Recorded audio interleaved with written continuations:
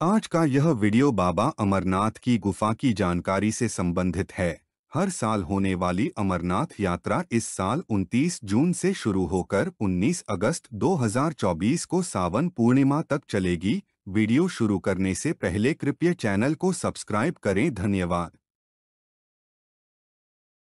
अमरनाथ का अर्थ है अमर भगवान, अमर ईश्वर। भगवान शिव के कई नामों में से एक। पौराणिक मान्यताओं के अनुसार लिद्दर घाटी में स्थित इस अमरनाथ की गुफा को तीर्थों का तीर्थ कहा जाता है और यही वह स्थान है जहां भोलेनाथ ने पार्वती को अमर होने के गुप्त रहस्य बताए थे।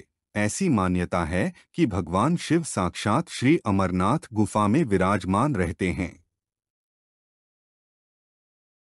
अमरनाथ की खासियत पवित्र गुफा में बर्फ से शिवलिंग का बनना है।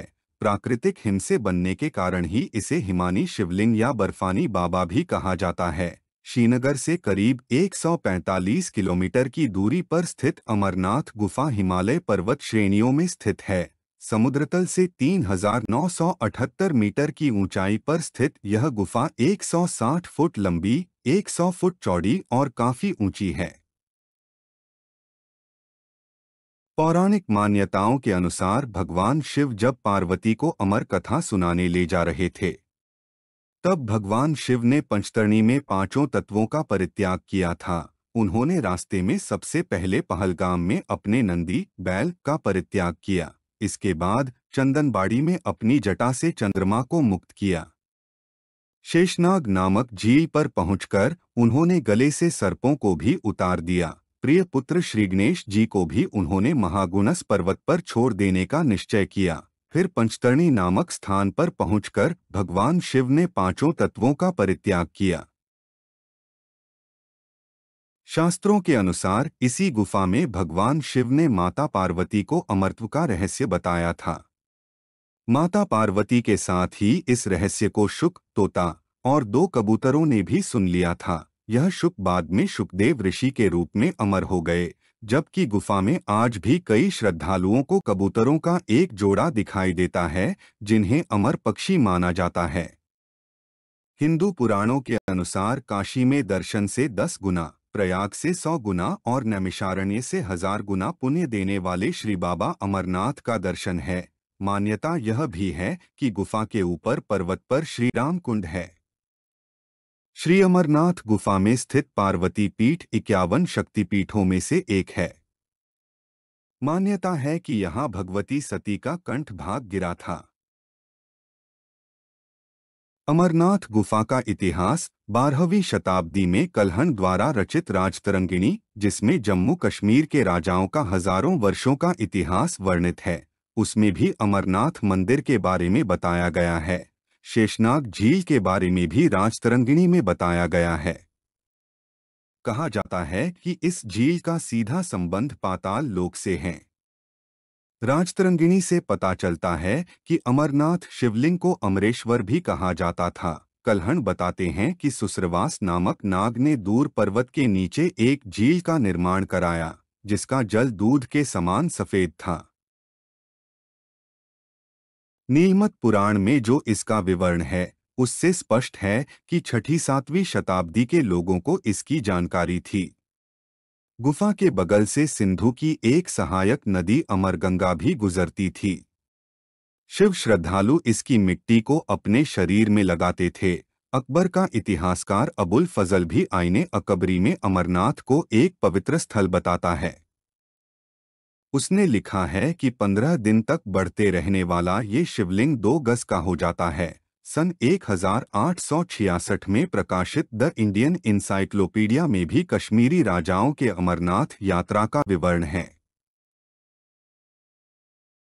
कुछ अन्य इतिहासकारों के अनुसार अमरनाथ यात्रा का इतिहास 15वीं शताब्दी से मिलता है, जब एक मुस्लिम चरवाहे बूटा मलिक ने अमरनाथ गुफा की खोज की थी। बूटा मलिक को एक साधु ने कोयले का एक थैला दिया था, जो साधु के भेष में भगवान शिव थे।